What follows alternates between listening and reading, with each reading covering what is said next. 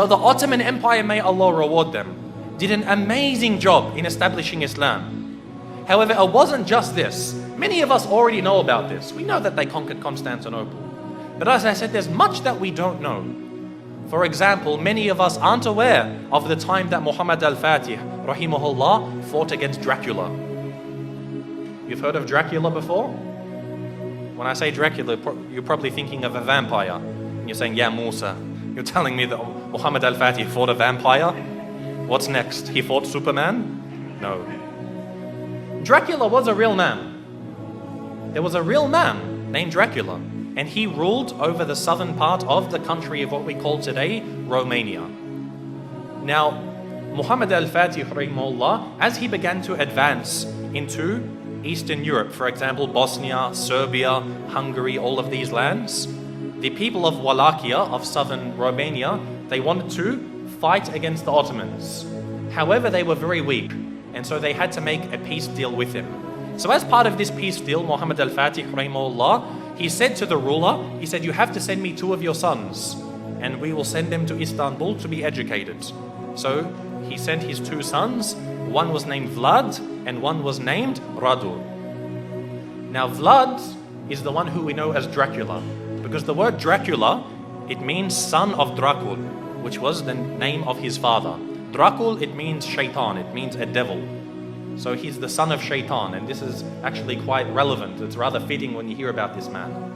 What happened was, they went to Constantinople, they studied about Islam, and his brother actually became Muslim. So the brother of Dracula, Radu, became a Muslim. He memorized the Quran, he studied so much, and even Dracula studied the Quran even though he wasn't a Muslim. He spoke Arabic, he spoke Persian, he spoke Turkish, and of course Romanian and other languages.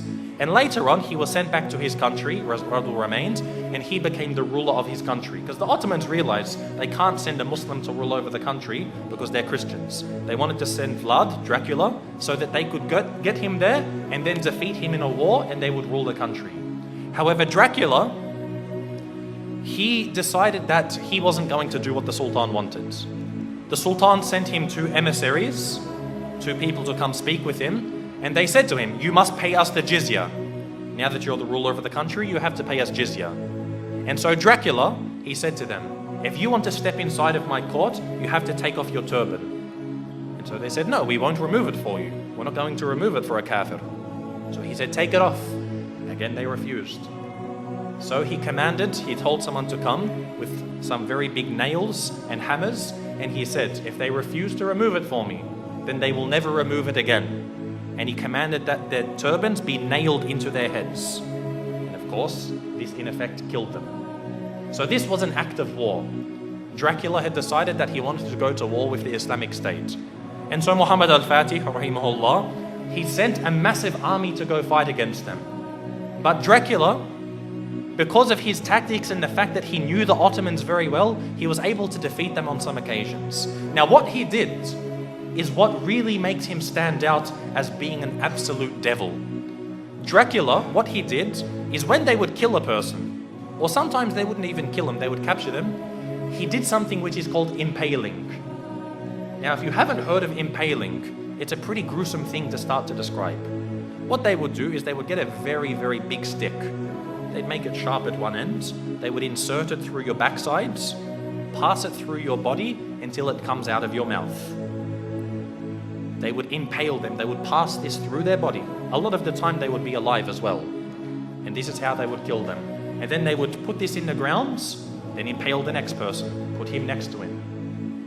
And the Ottoman army, when they went to go check on their troops, they found that on one of the very long roads leading to the capital of this area, they found 20,000 Muslims impaled along the sides of this road. Imagine this. And if we suffer today, no doubt we suffer as Muslims today. But things like this, you can't really compare. 20,000 of them impaled. You can imagine how Muhammad al-Fatih, rahimahullah, he feels. To see even one Muslim killed is too much. But to mutilate their bodies after this was something which was, beyond what was acceptable. And so he decided to send Radu, who was the brother of Dracula. He sent him to go fight against his own brother.